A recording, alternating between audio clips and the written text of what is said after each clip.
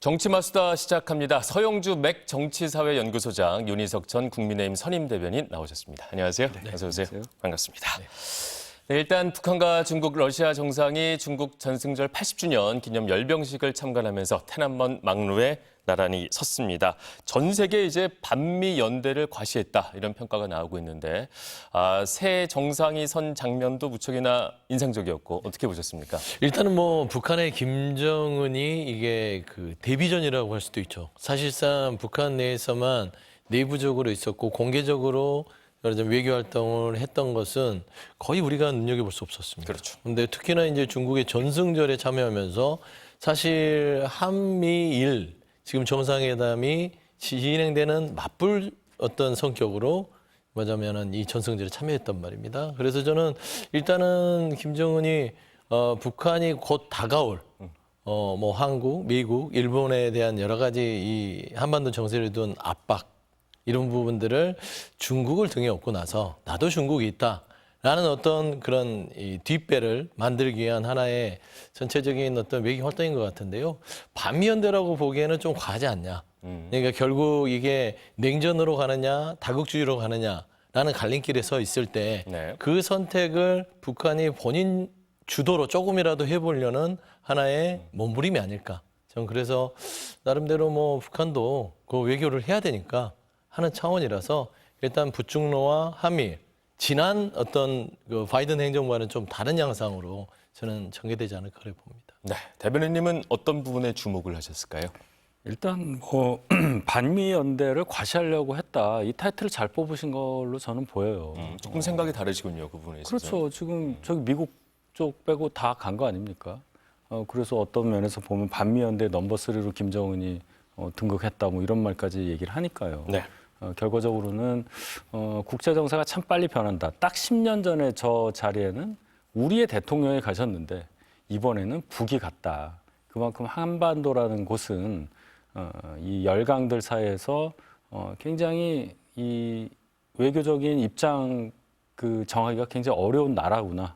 이런 걸 확실하게 느낄 수 있었고 다자외교 무대에 김정은이 이렇게 데뷔하다시피 한 것을 보면은 북도 대단히 지금 겉으로는 아닌 척 하겠지만 급하고 위중한 상황이라는 걸 느끼고 있지 않느냐 이런 생각까지 해봤습니다. 알겠습니다. 어제 김정은 위원장은 시진핑 주석 왼쪽에 섰습니다. 66년 전에 김일성 주석이 마오쩌둥 오른쪽 네 번째 자리였으니까 당시보다 훨씬 더 위상이 높아졌다 이런 평가도 나오고 있는데 이렇게 위상이 높아지게 되면 남북 관계 또 북미 관계 조금 더 까다로워질 수는 있겠다는 생각이 들어요. 어떻게 보시나요? 까다로워질 수 있겠다는 시각도 일견 맞는 거는 같아요. 네. 아무래도 북한이 중국을 등에 업고 중국 자체도 북한을 앞세워서 뭔가 미국과의 어떤 협상 부분에 있어서의 여러 가지 전략적인 선택지를 활용할 가능성은 있죠. 근데 생각이 다 다른 것 같아요. 북중러가 북한이 생각하는 것처럼 북한은 지금 좀 동아시아의 냉전을 좀 기반으로 해서 협상력을 높이려고 하는데 중국은 냉전보다는 다국주의로 가는 거예요. 그래서 미국과도 냉전보다는 좀 본인들에게 이득이 되고 대한민국과도 마찬가지고 일본과도 그렇고 중국은 조금 더 좀 다양한 전략적 선택지를 갖고 싶어 하는 것이고 러시아는 알다시피 최근에 트럼프하고도 만났고 우크라이나 전쟁 속에서 이 부분도 냉전으로 갈 이유가 푸틴도 없단 말이에요. 네. 그래서 저는 3자가 다른 동삼이몽을 꾸고 있는 상황이라서 저는 사실 이게 옆에 쓴 부분에 있어서는 그런 북한을 앞세운 중국, 그다음에 중국을 짊어진 북한 이런 차원에서는 한미일 그다음에 한미 간의 관계에 있어서의 협상력이 뭔가 좀 긴장 관계가 고조되는 거 아니냐라고 하는데 최근에 시진핑 자체가 예전에 중국과 다르게 원로를 조금 대우하는 것들을 좀 등한시하고 있다. 그래서 참석 안 했죠. 참석 안 했죠. 그래서 원래 원로를 부르고 그다음에 이쪽에 이제 다른 참석자들을 해서 그런 의전을 했던 방식이었는데 이번에는 원로들을 빼고 그렇죠. 정상들을 세우는 그런 상황이라서 저는 특별한 의미를 부여하기보다는 일단은 중국은 중국대로, 북한은 북한대로, 러시아는 러시아대로 지금 여러 가지 그냥 다른 꿈을 꾸고 있다라는 측면에서 대한민국이 일단은 미국과 북한의 어떤 그 한반도 정세를 포괄한 어떤 다양한 전략적 선택지를 좀 고민해야 될 거 아닌가. 너무 긴장할 필요는 없다. 네. 그렇게 생각합니다. 함께 막로에 서긴 했지만 사실상 속내는 좀 다르다. 네. 알겠습니다. 그래서 3자 회담을 안 한 걸 수도 있겠고요. 네. 어떻게 보셨습니까? 저 장면을 보고도 긴장을 안 하면 안 되죠. 아, 생각이 많이 다르시군요, 이 부분에 아니, 있어서. 지금 저 상황을 잘 보세요. 네. 다자 외교 무대에 데뷔를 했단 말입니다. 북한 입장만 얘기를 할게요. 뭐 중국, 러시아까지 얘기하기는 좀 그렇고요. 네. 우리는 이제 우리가 이 행사에 대해서 관심을 이렇게까지 많이 갖고 있는 이유가 김정은의 참석 때문 아니겠어요? 그렇죠. 뭐 의자를 치운다, 뭐 의자를 닦았다 하는 것까지 DNA까지 공개 안 한다 이런 기사까지 나는 것은 그만큼 우리랑 북한과의 관계에 이 행사가 중요하기 때문 아니겠습니까? 네. 북한 입장에서는 러시아 우크라이나 전쟁과 함께 러시아와 협력을 강화했던 그때와 지금은 또 상황이 다르다는 걸 인식한 거죠. 곧 종전이 될 거라고 보게 되면 그동안 기대해왔던 러시아는 관심을 유럽으로 돌릴 수밖에 없을 거고 네. 그럼 북한과 이제 또 거리가 좀 멀어지겠죠. 그러겠죠. 그렇게 되면 북한 입장에서는 자력으로 생존하기 어려운 국가라고 봤을 때 어디로 가겠습니까? 중국으로 가야 되겠죠. 중국으로 가기 위한 하나의 방편으로 지금 이 행사에 참석해서 시진핑 중국 주석과의 여러 가지 뭐 관계 유대, 강화 이런 거 보여주고 푸틴도 오고 하니까 이러한 연대를 과시함으로써 앞으로 뭐 미국과 뭘 할지 우리랑 뭘 할지 모르지만 전략적인 가치를 상당히 높여놓은 상태를 만들겠다 이거 아니겠어요? 그렇죠. 그럼 우린 긴장해야죠. 그렇지 않겠습니까? 네, 같은 사안이지만 두 분이 보는 시각이 참 다르다는 걸 알 수가 있습니다. 한국 대표로는 우원식 국회의장 등이 참석을 했습니다. 우 의장이 대기실에서 김 위원장을 만났다고 하는데 악수를 나누면서 7년 만에 다시 봅니다. 이렇게 얘기를 하니까 긴 대화는 오가지 않았고 짧게 그냥 네, 뭐 이렇게 짧은 대화만 오고 갔다고 합니다. 또 우리 측 대표단 얘기 들어보면 분위기가 꽤나 좀 냉랭했다 이런 얘기를 전하고 있는데 현장 분위기 먼저 들어보고 오겠습니다. 우리하고는 접촉 안 하겠다는 자세가 분명했고, 그 옆에 우리 대표단도 조금 떨어져 있기도 했는데, 우리가 좀 접근을 해도 기본적으로 외면하는 분위기였습니다. 우원식 의장은 유네스코에 관련된 회의가 내년에 있을 텐데, 그 계기로 남북한이 더 문화적 교류를 했으면 좋겠다. 네, 한미 정상회담에서 이제 피스메이커, 페이스메이커 얘기 나오고 막 이런 얘기들만 나왔을 때도 이제 남북 관계가 조금 진전이 있을 수 있지 않을까라는 생각을 잠시나마 해봤었는데 이번 행사를 보고 나니까 남북 관계 이거 만만치 않겠다는 생각이 더 많이 들어요. 당연히 만만치 않죠. 네. 남북 관계는 단박에 정리될 수가 없습니다. 지난 문재인 정부에서도 정말 다시는 이런 일이 있을 수 있을까? 역사적인 도보다리 만남도 있었고요. 하노이까지 가는 내내 뭔가 새로운 세계가 열릴 꿈만 것이다. 같은. 근데 하노이들이 실패하면서부터 남북 관계라는 것들이 우리가 그렇게 단숨에 바라는 대로 할 수 있는 관계가 아니구나라는 걸 우리가 이미 알고 있습니다. 네. 그리고 사실상 그 한미 정상회담에서 피스메이커, 페이스메이커를 하긴 했어도 이제 시작인 거죠. 그래도 첫 단추는 잘 끼웠다. 그리고 전승절을 맞이해서 우원식 국회의장이 가서 금정은 위원장을 만났으나 냉랭했다. 아니 지금 뭐 화기애애할 건덕지가 없지 않습니까? 네. 냉랭할 수밖에 없죠. 그렇죠. 하지만 결국에는 자꾸 두드리다 보면 결국에는 이런 좀 얼음, 아이스가 브레이킹 될 수 있는 그런 시간이 오지 않을까. 저는 그래서 사실 뭐 김정은은 속내로는 더 냉랭한 모습들을 보임으로써 협상을 높이려고 할 겁니다.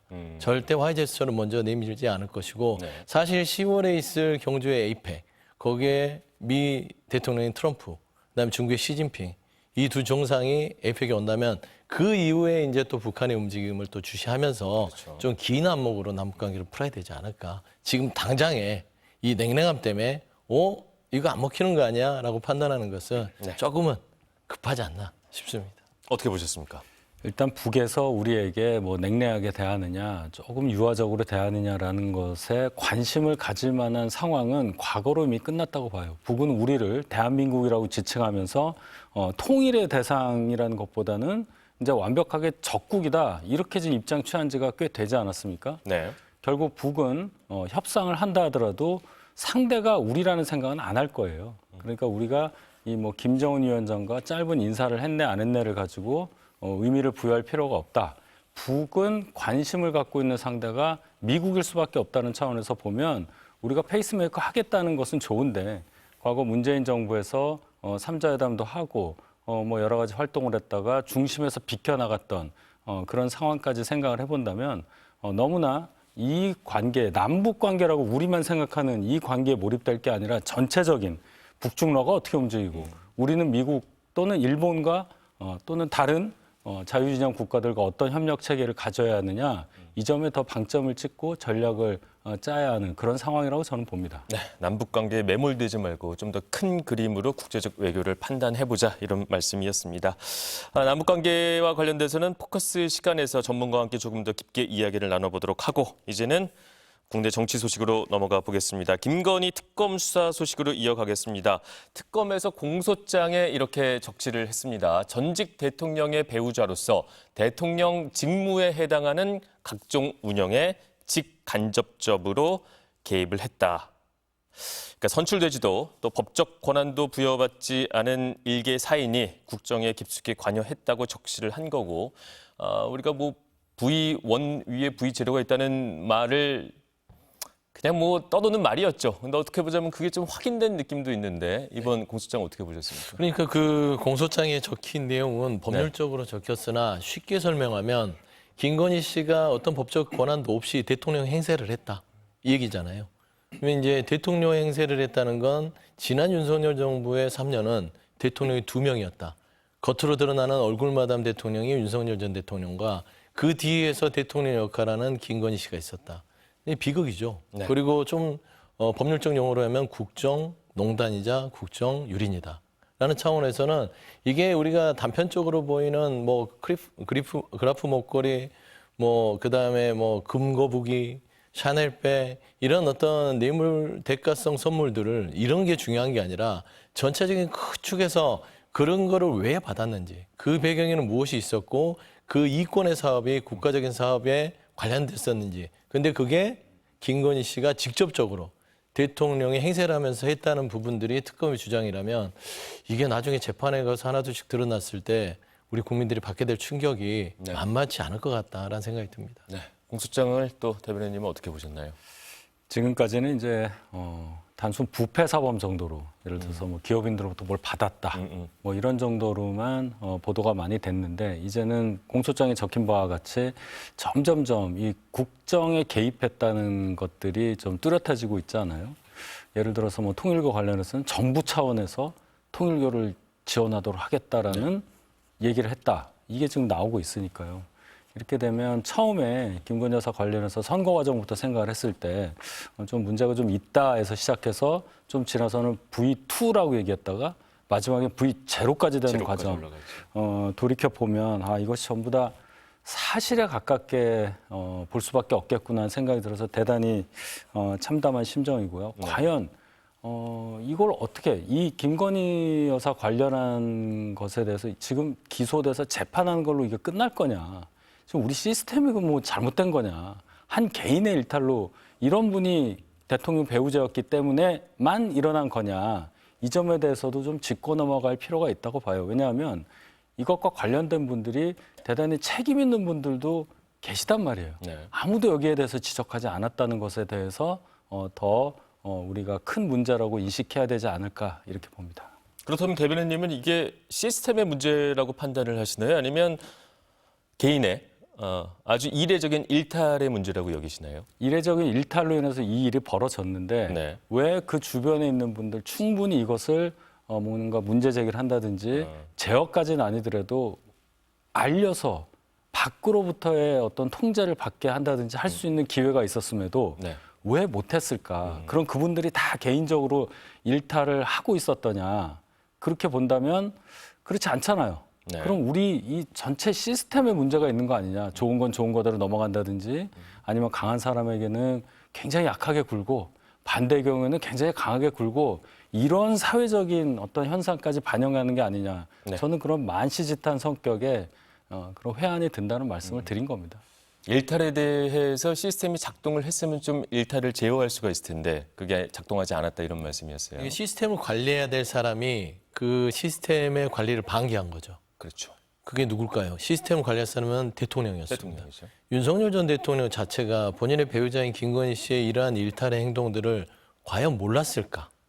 거기서부터 저는 출발해야 된다고 봅니다. 명태균 씨가 이런 얘기를 했죠. 그게 사실로 아직 확인되지는 않았으나 김건희 씨와 윤석열 전 대통령은 당선이 되고 나서 공천권과 전국에 대한 여러 가지 인사권을 5대5로 나누기로 했다. 반반 나누기로 했다는 얘기가 그렇죠. 나왔죠. 그런 증언이 나왔던 부분에 있어서 확인된 바는 없는데 지금 그 말과 지금의 이 검찰 특검의 공소장을 보면 아, 그 말이 사실에 가까웠구나라는 것이고 그러면 시스템이 안 움직였느냐. 저는 시스템 위에 김건희 씨를 올려놨다면 이와 같은 일탈을 못 저질렀다고 봅니다. 대한민국은 시스템으로 돌아가는 사회였고 네. 몇몇의 일탈이 있다더라도 그 시스템상에서 그런 일탈 행위자들을 쳐내는 게 대한민국 민주주의 시스템입니다. 하지만 그걸 관리하지 않고 그 시스템을 철저히 망가뜨렸기 때문에 김건희 씨 같은 참 이해할 수 없는 어떤 그 인물, 캐릭터가 등장한 것인데요. 불행이죠. 결국에는 대통령 부부가 대한민국의 전체 시스템을 망가뜨렸다라고 결정짓는 게 더 정확한 표현이 아닐까 싶습니다. 알겠습니다. 공소장에 적시된 얘기 조금 더 해보겠습니다. 공소장에 따르면 김건희 씨는 통일교와 지속적으로 밀접한 관계를 유지한 것으로 드러납니다. 샤넬백 받고 감사 전화했던 사실이 드러났고요. 또 통일교 현안 해결 청탁을 받으면서 이제 다이아몬드 목걸이를 받은 사실도 나옵니다. 특검은 특히 김 씨가 국민의힘 전당대회 관련해서 통일교 개입을 요청했다 이런 정황에도 주목을 하고 있는데요. 특검이 다음 주에 이제 한학자 통일교 총재를 소환하고자 하는데 어제 보도에 따르면 이제 한학자 총재는 또 병원에 입원을 했다 이런 얘기가 나오고 있습니다. 소환이 가능할지 또 소환을 한다면 조사는 어떻게 이루어질 것으로 예상을 하시나요? 어떤 부분에 주목을 할까요? 일단은 뭐 저는 사실상 한학자 통일교 총재는 원래 먼저 불러서 조사를 했어야 됨에도 불구하고 늦게 부르는 겁니다. 사실 여러 가지의 부정 청탁을 하면서 뭔가를 제공한 사람 측을 조사하고 그걸 받은 사람을 부르는 게 순서가. 수순인데 아무래도 통일교라는 좀 조직의 특성상 아마 특검에서 그런 부분을 고려하지 않았을까 싶은데 사실 김건희 씨가 통일교에 받는 여러 가지의 그 목걸이 이게 전 큰 어떤 그 한학자 총재를 소환하게 된 큰 계기라고 봅니다. 네. 서희건설의 이봉관 회장이 만에 하나 자수서를 쓰지 않았다면 가정하에 그러면 김건희 씨는 나는 받지 않았고 모조품 목걸이입니다. 그냥 어디 홍콩에 10몇 년 전에 지나가다가 샀고 그걸 오빠한테 줬고 이게 그대로 존치했다면 한학자 통일교 총재를 조사할 수 있었을까요? 저는 특검의 수사 자체가 조금 더 집요하게 압박이 되다 보니 서희건설 이병관 회장이 그 실물을 보여주면서 자수를 했고 네. 결국엔 김건희 측도 인정을 하잖아요. 나중에. 거짓말을 했습니다. 사실은 받았습니다. 그러면 결국에는 여러 가지의 이 권선동, 건진법사, 통일교, 서희건설 이런 부분들이 싹 엮여 있는 거예요, 지금. 그래서 저는 한학자 총재에 있어서의 권선동 의원까지의 어떤 그런 그 정치 자금의 불법 어떤 수수까지 복합적으로 저는 지금 다 특검 수사가 마무리됐기 때문에 네. 한학자 통일교 총재는 이번 수사에서 본인이 도저히 감내하기 힘들다고 판단한 것 같습니다. 그래서 최고의 변호인들을 지금 언론에 보도된 거는 선임을 했잖아요. 아마 그 이유가 아닐까. 네. 초점은 통일교 총재한테 달려있다. 그래 보입니다. 알겠습니다. 물론 샤넬백을 받고 다이아몬드 목걸이를 받은 것도 대단히 큰 문제지만 사실 그 거대 정당의 전당대회에 종교의 개입을 요청을 했다면 이것은 또 거의 뭐 민주주의의 파괴 수준이다 이렇게까지 볼 수 있지 않겠습니까? 그렇습니다. 그 저희 당 일이기 때문에 대단히 위중하게 보고 있어요. 네. 특히나 이제 한학자 총재라는 분이 지난 2019년 정도에서부터는 자신들의 그 교리와 국정의 방향을 일치시키는 방향이 되어야 한다. 그런 차원의 맞는 대통령 후보를 찾자. 뭐 이런 얘기를 했다는 거 아니에요? 특검은 그 부분에 집중을 한다고 보는데 그 얘기는 정교 분리, 국교는 인정하지 않고 정치와 종교가 분리된다고 하는 우리 헌법의 정신에 정면으로 위배되는 것이기 때문에 위중하게 보는 겁니다. 그런데 지금 수사 결과 확실하게 뭐 저희가 아는 건 아니지만 언론 보도에 나와 있는 대로 기존의 통일교에서 집단으로 당원 가입을 하게 한 인원이 2만 명이고 새롭게 23년 전당대회 앞두고 새로 들여보낸 당원이 10,000명이다. 네. 이 진술이 정말 사실이라면 그럼 그 3만 명에 달하는 사람들이 저희 당 당원으로 있다는 얘기잖아요. 현재 있다는 얘기예요. 그렇죠. 그럼 현재 진행형이 되는 겁니다. 그렇죠. 그럼 저희 당과 이 정교 분리의 원칙이라든지 이런 부분이 충돌을 하게 되면 당은 그럼 어떻게 방어할 수 있겠느냐 여기까지 생각이 미치게 되는 거예요. 그래서 제가 대단히 이 점을 위중하게 보는 것이고 수사를 통해서 뭔가 밝혀진다면 당도 아주 조속하게 거기에 따른 상응하는 조치를 취해야만 한다. 이런 생각까지 해봤습니다. 만약 그게 사실로 드러난다면 뭐 탈당이라든가 출당을 시켜야죠. 출당 조치까지 제명을 해야죠. 제명하고. 근데 어떻게 속아내야 될지는 모르겠지만 그렇죠. 방법이 또 그렇게라도 해야 합니다. 어떻게 해서라도 그죠? 예. 알겠습니다. 이런 일들을 벌였던 김건희 씨는 지금 서울 남부구치소에 수감 중인데 건강 악화를 호소하고 있습니다. 그런데 법사위에 따르면 구속된 이후 하루 3번씩 또 변호인을 만나고 있습니다. 이게 윤석열 전 대통령의 사례처럼 접견 특혜 아니냐, 너무 많이 만나는 거 아니냐 이런 말도 나오고 있는데 그렇게 볼 수 있는 부분일까요? 뭐 일과 시간에 접견을 한다면 그게 뭐 특혜라고 볼 수는 없겠죠. 일반 수용자들은 9시부터 6시까지 접견이 허용되고 그 안에서 접견을 뭐 충분히 할 수는 있는데 중요한 건 아프다며요. 네. 그겁니다. 건강 악화로 사실상 뭐 수사라든지 재판을 못 받을 것 같다라고 일단은 밑자락을 까는 느낌인데 변호인 접견을 3번 한다? 변호인 접견이 쉽지 않습니다. 가서 들어누워 있지 않는 이상은 사실 접견을 통해서 여러 가지 법률적 대응을 논의하는 게 접견 아니겠어요? 그렇죠. 쉬라고 접견하는 건 아닙니다. 근데 윤석열 전 대통령 언론에 보도된 거를 보면 9시부터 6시 이후에도 접견을 허용당했다. 그러니까 구치소장 허용을 했다는 거예요. 그건 특혜죠. 그런 네. 특혜죠. 근데 김건희 씨는 그게 특혜가 없다 손 치더라도 사실 건강상으로서의 본인의 이 심신이 힘들다는 것을 호소하는 것들은 접견 3번과는 상충되기 때문에요. 사실상 이게 조금 그 공통점이 윤석열 전 대통령도 처음에는 실명위기 부분에 대해서 어떤 건강 이상을 호소했고 김건희 씨도 호소하고 있고 앞서 얘기했던 통일교회 한학자 총재도 지금은 아파서 병원으로 갑니다. 이거는 도피를 위한 어떤 그 꾀병이라면 네. 이런 부분들은 제대로 좀 밝혀서 조사를 해야 되지 않을까 싶습니다. 알겠습니다. 내란 특검 수사 얘기를 좀 해보도록 하겠습니다. 계엄 해제 표결 방해 의혹 수사 차원에서 지금 국민의힘 원내대표실 압수수색을 시도하고 있습니다. 국민의힘은 복도에서 무기한 농성에 들어간 상황인데요. 여야 입장을 먼저 들어보겠습니다. 정치특검이 연이틀 국민의힘의 심장부에 쳐들어왔습니다. 그럼에도 불구하고 지금 불안하고 답답한 것은 더불어민주당과 정치특검인 것 같습니다. 특현은 늘 주인을 물어뜯을 준비를 하고 있습니다. 권력의 추가 1도만 기울어도 특검의 칼은 곧바로 주인의 심장을 향할 것입니다. 통합진보당 사례에 비춰보면 국민의힘은 10번, 100번, 1000번, 10,000번 정당을 해산해야 합니다. 국민의힘은 스스로 해체할 것인가? 국민과 헌법재판소에 의해서 해산당할 것인가? 선택의 순간이 다가올 것입니다.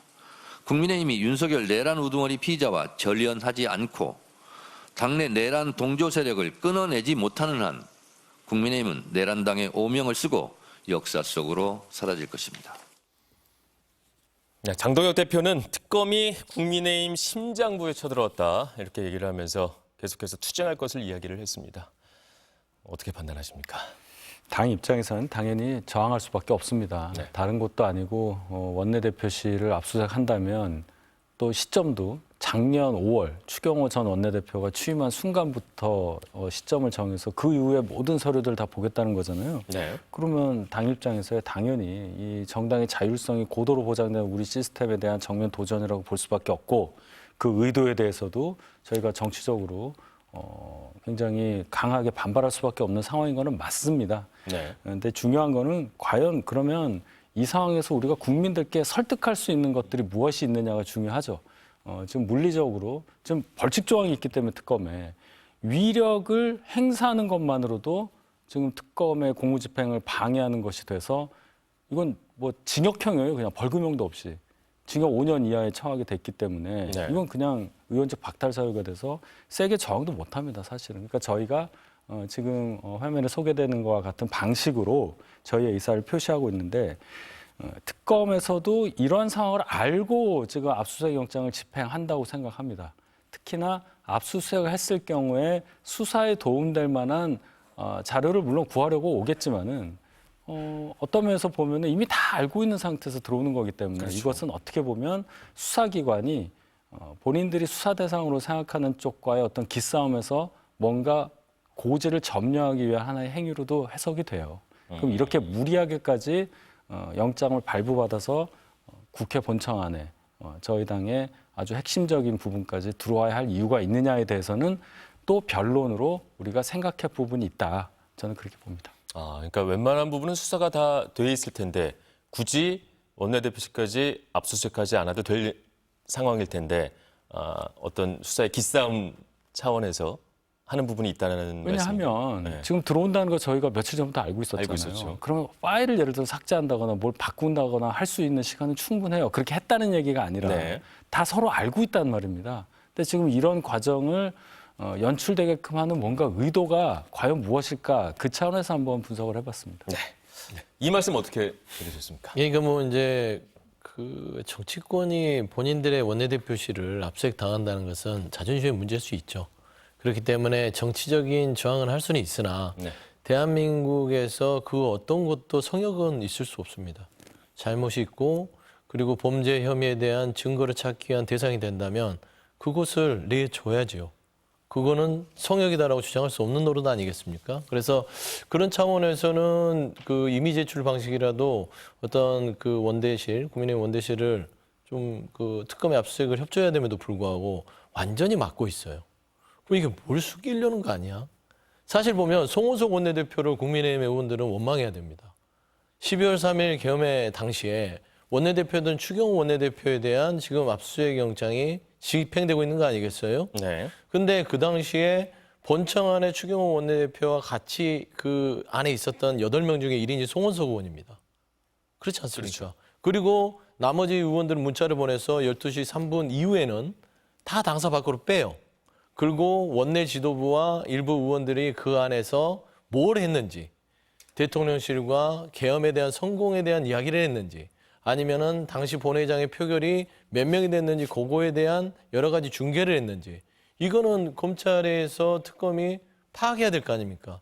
증거를 찾기 쉽지 않으니 여기저기 털어야 돼요. 흔적을 지우더라도, 지우는 아무리 노력을 해도요, 찾는 사람은 티끌이라도 찾으면 그게 증거가 될 수 있습니다. 네. 그렇기 때문에 법원에서 적법한 영장이 발부된 게 아닐까요? 저는 그런 의미에서 정치인들 그리고 정치 집단이라는 이유만으로 위력과 여러 가지의 집단적 행동을 통해서 정당한 법 질서를 이렇게 방해한다. 저는 이 부분에 대해서는 특검이 단호하게 그 특검법 22조에 있는 벌칙 조항처럼 네. 이분들에 대해서 이권 조치를 하는 것들, 이게 법치를 바로 세는 일이지 추경호 원내대표 녹록치 않은 범죄 혐의자다. 그런 말씀 드립니다. 네. 추경호 전 원내대표 얘기 나왔으니까 좀 얘기를 이어가 보겠습니다. 특검의 칼날이 일단 추 전 원내대표를 향하고 있습니다. 특검의 논리는 이렇습니다. 비상계엄을 지난해 3월부터 논의가 됐기 때문에 추 전 원내대표가 몰랐을 리가 없다. 인지했을 가능성이 무척 높다 이렇게 보고 있고 추 전 원내대표 쪽은 소설 쓰지 마라 이런 입장입니다. 어느 쪽 주장이 조금 더 설득력이 있다고 보여지나요? 일단 뭐 추경호 원내대표가 계속 본인의 어떤 억울함에 대해서 피력을 하고 있잖아요. 윤 대통령의 전화를 받은 시점 그 이후에 의원들을 국회로 오라고 본인은 공지를 했다. 만약에 윤 대통령과의 통화 내용이 예를 들어서 계엄 해제 의결을 방해하라라든지 이런 것이었다면 왜 의원들을 그냥 당사에 두지 국회로 오라고 했겠느냐라는 게 추경호 원내대표의 주장이에요. 주장이죠. 예, 그 얘기는 상당히 강력하게 작용할 수 있을 것으로 봅니다.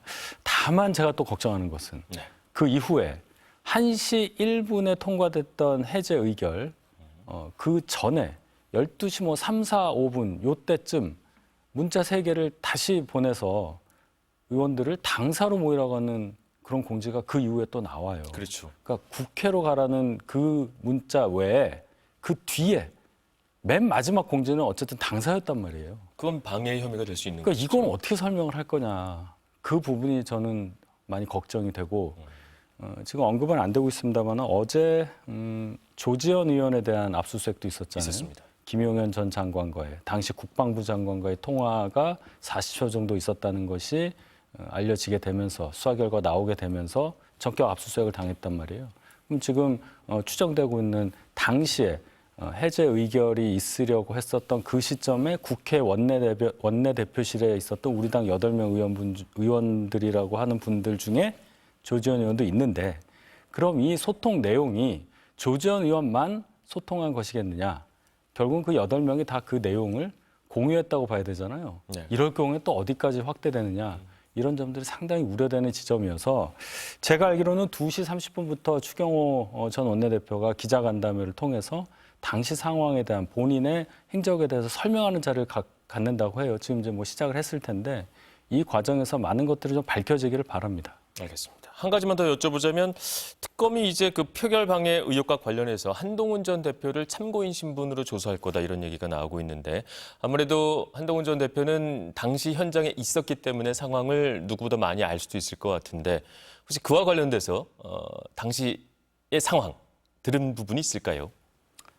그러니까 저는 한동훈 대표가 대선 출마하면서 냈던 그 책 있지 않습니까? 네. 국민의 원조입니다. 그거를 지금도 봐요. 사료의 형식으로 아주 자세하게 시간 순으로 그 당시의 상황에 대한 설명이 돼 있기 때문에 특검에서 그 당시의 상황을 묻기 위해서 한 전 대표를 소환하고자 한다면 네. 일단 그 자료부터 참조해야 된다. 제가 알기로는 특검에서도 그 책을 굉장히 많이 참조하는 걸로 알고 있고 그러겠죠. 또 그 이후에 뭐 KBS 다큐멘터리라든지 아주 깊게 인터뷰한 자료들이 있어요. 네. 몇 시간에 걸쳐서 거기에 대해서 구술을 한 것이 있기 때문에 굳이 소환까지 하면서 그 소환을 당해서 예를 들어서 특검에 출석한다는 게 전직 당대표로서 어떤 정치적인 메시지를 주는지를 우리가 파악할 수 있잖아요. 절대 그런 일이 있기가 어려울 겁니다. 제가 판단할 때는. 지금 소속 의원들이 저렇게 저항을 하고 있는데 전직 당대표가 특검에 가서 그 당시의 상황에 대해서 진술을 한다는 것이 어떻게 받아들여질지는 우리가 잘 알지 않겠습니까? 네. 그래서 결론은 특검에서 한동훈 전 대표에게 그때 상황을 듣고 싶은 마음은 이해하는데 현실적으로 대단히 성립하기 어려운 상황이다 이렇게 봅니다. 알겠습니다. 특검의 칼날은 추 전 원내대표뿐만 아니라 국민의힘 의원 8명을 또 수사선상에 계속해서 두고 있습니다. 근데 이분들이 지금 다 당직을 맡고 있어요. 송원석 의원 또 신동욱 의원인데 지금 현재 원내대표고 수석 최고위원입니다. 이 파장은 또 만만치 않을 것 같은데 네.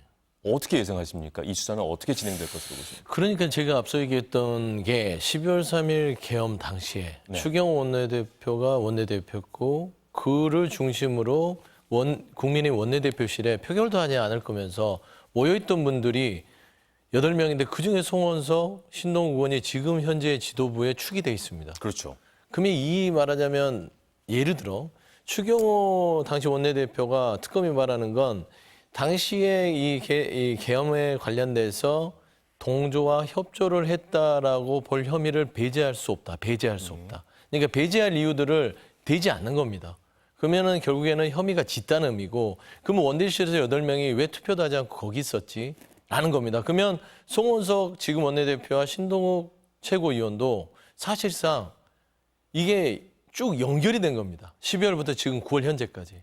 그래서 내일 안에 협조했던 사람들은 철저하게 본인들의 잘못을 숨기려면 정치력으로 지도부가 돼서 이거를 막아내야 된다. 이런 좀 추론이 되지 않겠습니까? 네. 그래서 저는 추경호 당시 원내대표가 왜 본인들이 있고 의원들을 당사로 옮겼을까 생각하면 합리적으로 한덕수 전 총리의 특검의 진술이 생각나요. 계엄이 성공할 줄 알았다. 그러니까 정말 계엄이 성공할 줄 알고 그런 판단을 했는지 아니면 계엄을 성공시켜야 했기 때문에 그런 판단을 했는지 특검이 철저하게 밝혀야 되는 거 아니겠어요? 네. 행여나 이런 부분에 있어서 이 국민의힘 의원들이 지도부를 중심으로 정말 이 국회에서 계엄 해제를 못하게 하려고 했다면 그리고 12시 3분 이후부터 국민의힘 의원들을 당사로 빼고 윤석열 전 대통령이 특전사령에 전화해서 문을 부수고 들어가 지시하는 시간을 벌어주기 위해서 이런 일을 했다면 정말 경악스러운 일이잖아요. 네. 그래서 저는 이런 부분들은 국민의힘도 내일한 당으로서의 오명을 벗으려면 당시에 추경호 원내대표 플러스 있었던 7인에 대한 특검에 대한 수사 적극 협조하는 거 그게 당을 살리는 길 아닐까 그렇게 생각합니다. 알겠습니다. 사실 국민의힘의 입장에서 보자면 내부 혁신이 잘 안 됐고 윤 어게인 목소리가 아직까지 좀 나오고 있지 않습니까? 결국에는 이게 특검 수사로 인해서 혁신이 내부에서 이루어지지 못하고 밖에 칼날에서 이뤄진다면 그렇다면 국민의힘의 미래는 그렇게라도 혁신을 하는 게 나은 것인지 아니면 이 칼날은 어찌되었든 최대한 막아야 되는 것인지 어떻게 판단을 하실지 궁금하네요.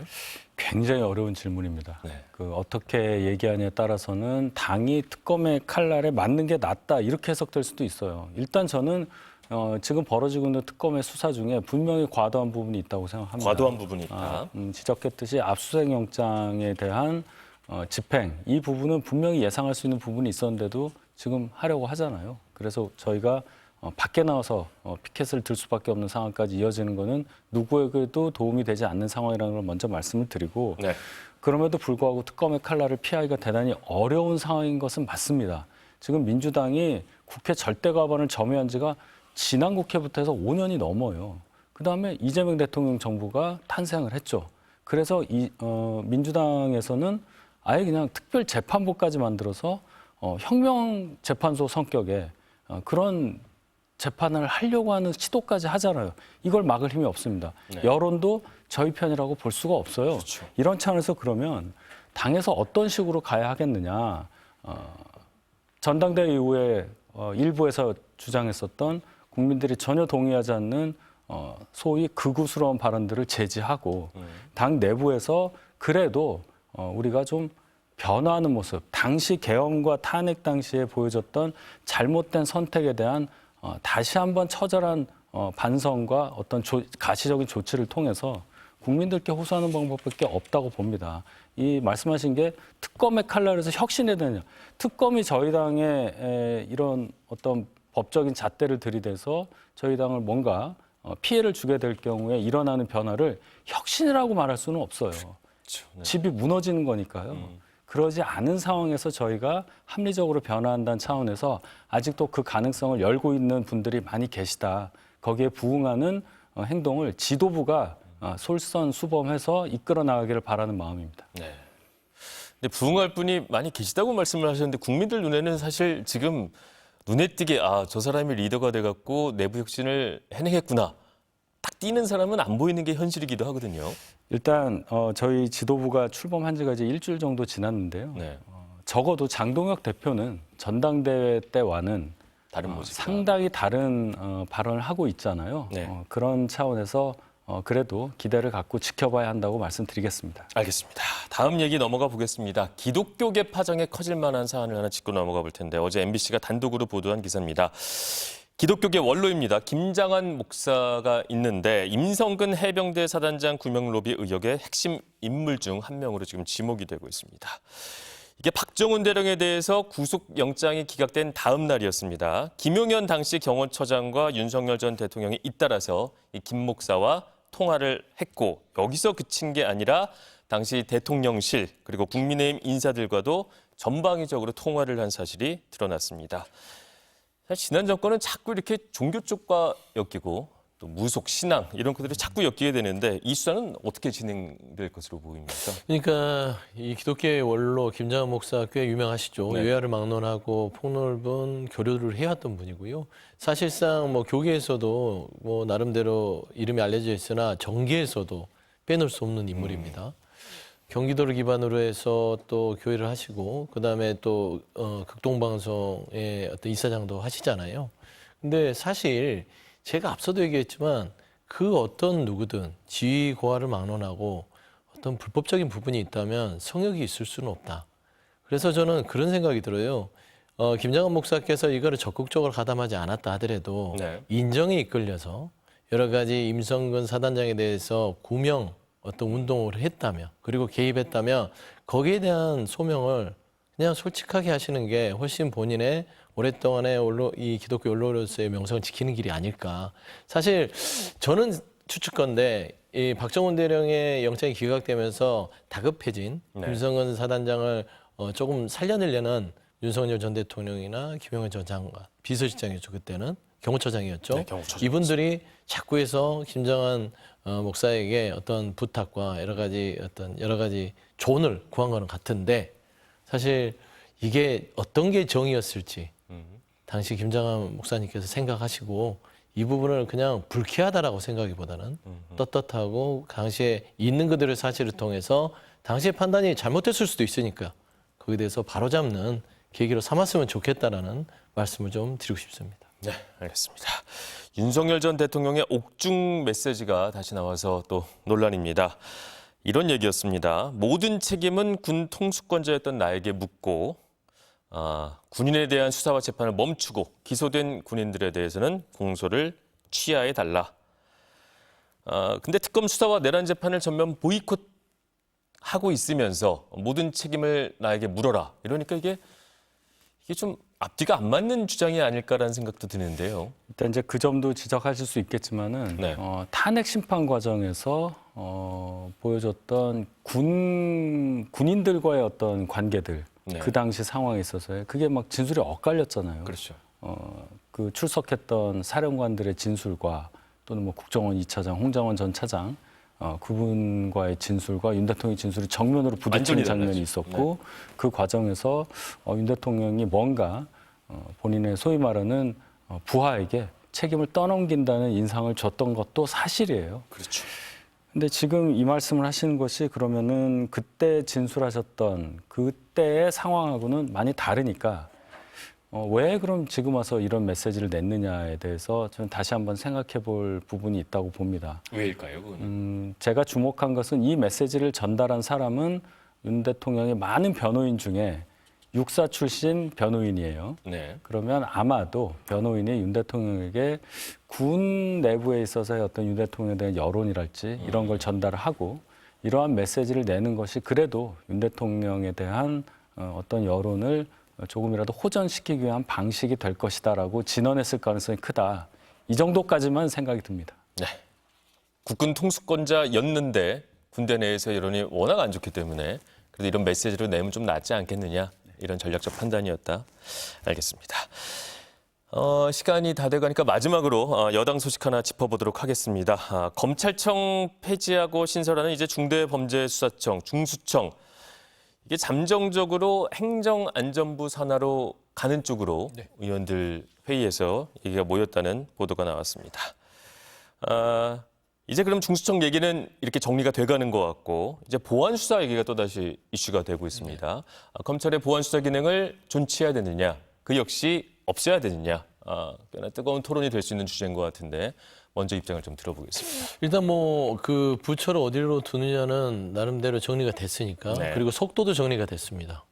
저 추석 전에 끝내는 그렇죠. 그래, 정보조직법을 맞추기로 해서 그건 이견이 없는 것이고 그러면 법무부 산하로 두지 않고 행정안전부에 두겠다라는 것 정리가 돼요. 그럼 이제 보안수사 요구권인데 보안수사를 수사권을 두느냐 보안수사 요구권을 주느냐 또 이제 그 온도차도 있겠죠. 네. 요구할 수 있느냐 수사를 할 수 있느냐.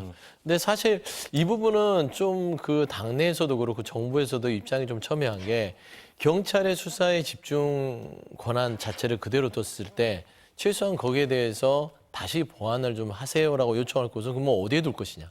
견제 기능 말이죠. 그렇죠. 네. 그러니까 직접적 수사 개시를 하는 보안 수사가 아니라 보안 수사 요구까지는 줘야 되지 않겠냐. 그래야 경찰이 본인들 마음대로 수사에 대한 결정을 해버리고 그걸로 그러면 기소를 해요? 불기소를 해요? 이 부분을 경찰이 결정하는 것이냐라는 거예요. 왜냐하면 사건 아예 그 기소 단계에서부터 없애버리면 수사 단계에서 이게 문제 없어라고 해버리면 안 되는 거고. 그렇죠. 그러면 검찰은 경찰이 수사한 걸 올리면 무조건 기소를 하고 불기소를 하고 수사에 대한 미진한 부분은 언급하면 안 되느냐. 이런 문제라서 저는 제 개인적인 입장은 수사 요구권까지는 줘야 되지 않느냐.